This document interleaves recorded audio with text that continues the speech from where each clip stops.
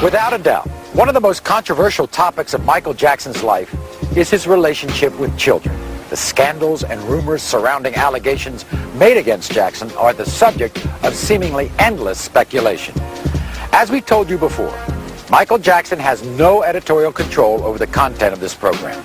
What you see and hear is intended to be an unbiased presentation that allows you to draw your own conclusions. Some years ago, you yourself were about to embark on a tour, and allegations were made about you and children. What about 1993? What happened? What was Michael Jackson doing? Because they don't know. They don't know. All that was false. Complete innocent guy. I would never do that. I would slit my wrist if I would hurt you. He would never hurt a child. Never. It's not in him. No way. He would never do anything inappropriate with a child. It's the furthest thing from his mind. When those allegations came, 93, I think it was devastated. I mean, talk about going for the jugular. At every opportunity, the media has dissected and manipulated these allegations to reach their own conclusions. I ask all of you to wait and hear the truth before you label or condemn me. I watched Michael after they accused him of that child molestation. But at first he was a little lonely and all, but he never stopped because he knew it wasn't the truth, and he never stopped loving children. No, that's what I admire about him. He keeps going. He's not going to give up. And he's going to still give to all of us. I just know it.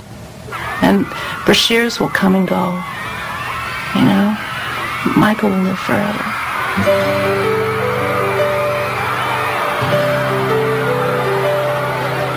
Apparently there's some confusion with sleeping in beds.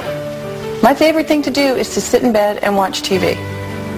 If you're coming over, take your shoes off, get on the bed, or watch the TV. Michael was never indicted. I said that he was never charged. He was never anything. Now, they came in this house, right, and they tore this house apart. They went in my mother's safe. They went in, and they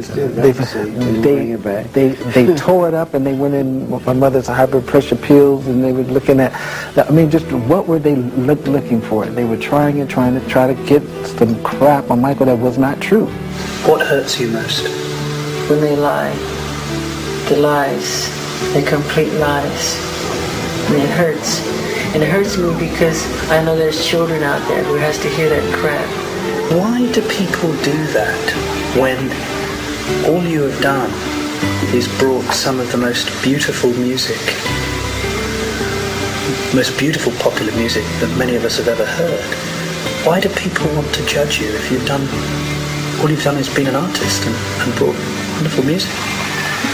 Because with success, people become jealous. It hurts to be misunderstood. No matter how much you try to put people on track, there will still be some judgment, things said, that it's so far from the truth. Following the broadcast of Mr. Bashir's special, the speculation about what went on in Jackson's private life was once again headline news, primarily due to the story of Gavin, a young man who had reportedly been dying of cancer. Gavin was somebody who was diagnosed with cancer. Doctors gave him, I think, 3 weeks or 1 month to live.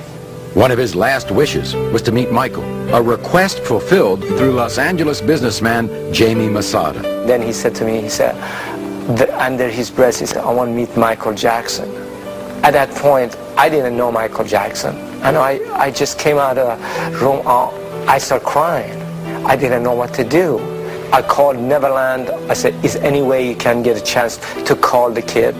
Then I'll come in next day, and I said, Gavin, he'll have a little smile on his face. I said, Gavin, what's going on? He said, Michael, call me.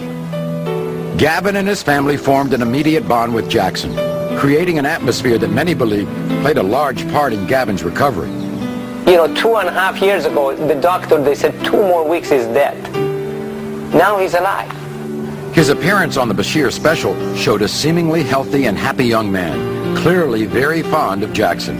And while Mr. Bashir did touch on Gavin's amazing recovery, many believe that the real focus was on Michael's relationship with the young man, especially the revelation that they had spent the night in the same room. The thing is upset me right now. The reason I'm giving you in the interview, because Gavin called me. He was crying on the phone. He went in gas station. The kid in gas station, they start kidding. Oh, you are the kid doing this with Michael. You slept with Michael. It's horrible to do to a kid. This kid been through life. He's been through horrible life so far. Since Mr. Bashir's documentary aired, Gavin and his mother have gone into seclusion after being bombarded by requests for interviews from tabloids around the world. This statement released to the press by Gavin's mother says, I'm appalled at the way in which my son has been exploited by Martin Bashir. The relationship that Michael has with my 3 children is a beautiful, loving, father, sons, and daughter one. To my children and me, Michael is a part of our family. In addition, she is considering action against Mr. Bashir for including Gavin in his special without parental consent. We can only take the lies for so long. And I've reached my limit. And that's why I'm doing this. I'm not here to defend my boss. I'm here to tell the truth. I didn't really know how you behave with the people who come to the ranch and come to your home. I hadn't seen it. And you were the most generous person. But I looked around here yesterday, and some of the people really appreciated it. But others were greedy. Others couldn't help themselves. Do you sometimes despair of human nature? Yes. One of the topics repeatedly brought up in Martin Bashir's interviews is the same one that has been the subject of speculation by countless tabloids, talk shows, and comic monologues for over 20 years. Michael Jackson's changing appearance. Having surgery or changes or whatever, cosmetic surgery or anything like that. People have that sort of thing in this country all the time. All the time. People go on a weekly basis to have things changed. And most celebrities, most movie stars, you know.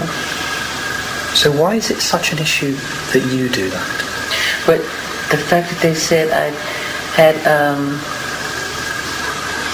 like I'm overly obsessed with it, it's not true. That's not, the things they've said that I've done are not true. I haven't had my eyes done. I haven't had my cheekbones done. I haven't had my lips done. I haven't had my chin done.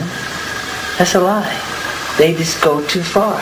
In the final interview 8 months later, Martin Bashir is still doggedly pursuing rumors of Michael's plastic surgery. You look fine. I'm one of the stinky. That's nice. But you don't look stinky. An area of his life Bashir said he felt Michael had been less than honest about. You know, you physically changed, haven't you? The photographs of you, if I look at them. No, it's called adolescence. It's called growing and changing. Yeah, but even the shape of your face has changed. No, it has not. I've had no plastic surgery on my face, just my nose. It helped me breathe better so I can hit higher notes and have clearer. The press is like to add on all this stuff. Nothing's been done to my eyes, cheekbones, chins, lips, nothing. They made it all up. Do you think that people do go too far with plastic surgery, generally? Do you think it's become... So why are you so defensive when people say, Mick Jagger's had one, Paul McCartney may have had one, oh, Michael Jackson's had one? They don't do it that way. What do they do? They just pick on me like I'm the only one that does it. That's why. So if people said, well, actually, Michael's the same as everyone else, then it wouldn't upset you so much. It wouldn't upset me so much. You know, if you want to have a facelift, you have a facelift. Yeah, if it makes you happy.